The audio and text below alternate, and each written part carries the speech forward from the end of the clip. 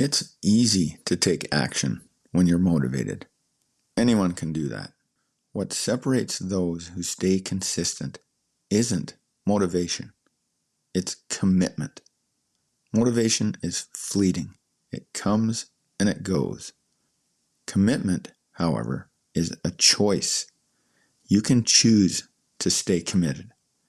You can't choose to stay motivated. So, what do you do when there's work to be done or a workout that's scheduled, but you're not feeling it? Let's have a look. Hey there, it's me, Core, and you're listening to Exercising Self-Control from Fitness to Flourishing. At this point, I've put out a number of episodes with this podcast, getting close to 30. Some of them I was not happy releasing. I struggled to get them done. The message wasn't as coherent as I felt it should have been. I think some of the examples were poor. Some of them ended up just not being very good, in my opinion. I published them anyway. That doesn't seem like a very good strategy, does it? I should be putting out quality work. At the same time, I've made a commitment to myself and to you, the person listening, that there is going to be an episode published every day. Now, maybe you're feeling the same way about your daily exercise. If you say to yourself, I'm going to exercise every day, then that's what you need to do. And not every workout is going to feel awesome. You're not going to feel super motivated every time. Very rarely, in fact. Everybody feels really motivated in the beginning. Beginnings are exciting. But that doesn't last very long. Pretty soon that excitement dwindles. The real work starts to feel real. And you have to face those challenges, those obstacles. That is when motivation is gone. You can dredge it up every once in a while, but it's not consistent. The only thing you can count on in those circumstances is your own commitment to staying on the path. A good attitude to have when motivation is lacking is a worker mentality.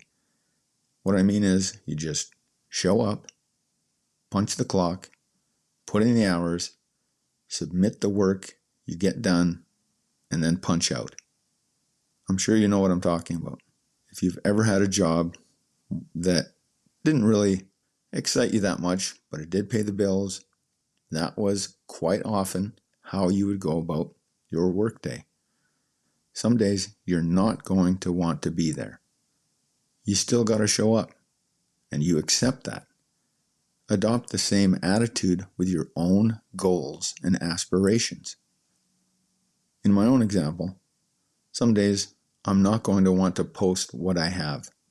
It's just not good enough. There it is. I still need to hit publish. So if you think about it, one of the most important skills that you can have is staying on the path.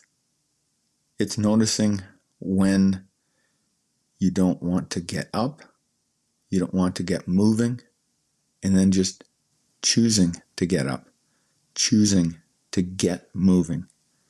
Ideally, the dream is you never falter, you never lack motivation, never veer off track. But the reality is, it's not if, it's when you're going to lack motivation. You're just not going to feel like doing what you know needs to be done.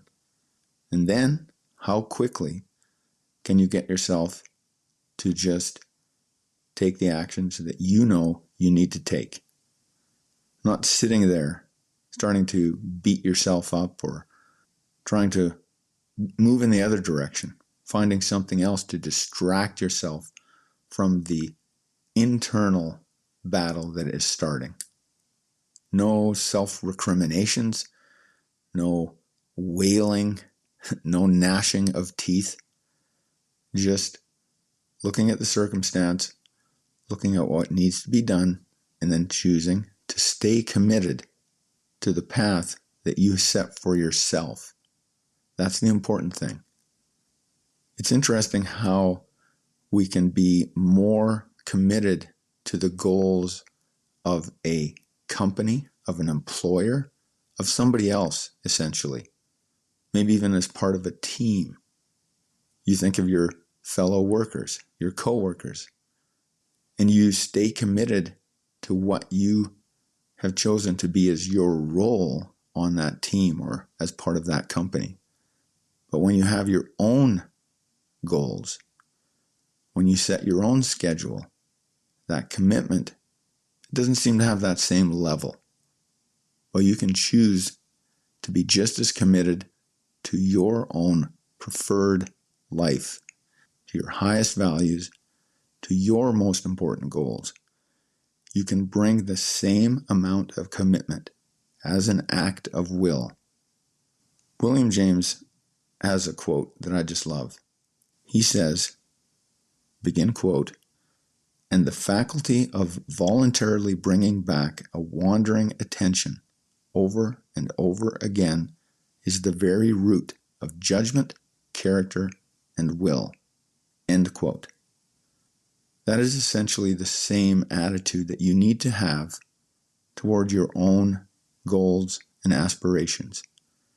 To get yourself to voluntarily bring back that commitment, to remind yourself, I've committed to this. This is what I'm doing. It's not to force yourself to act a certain way. Just remind yourself, why am I doing this? Why do I want to do this?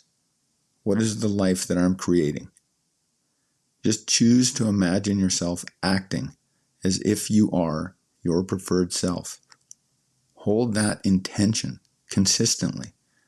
Then when the moment comes and you need to act, do it. Not waiting to be motivated, not waiting to feel fantastic about it, but just realizing, okay, here we go. I'm doing it. This is where the discipline comes in. And if you want details on how to use the discipline and what it is, if you haven't been exposed to it yet, check out Bridging the Gap Between Intention and Action, Part 2 of 2. So don't worry about keeping your motivation high. Simply choose to make a commitment and then to stay committed, even when you don't feel like it. That's the key to consistent action and to consistently moving on the path that you've chosen. That's it for today. Catch you next time.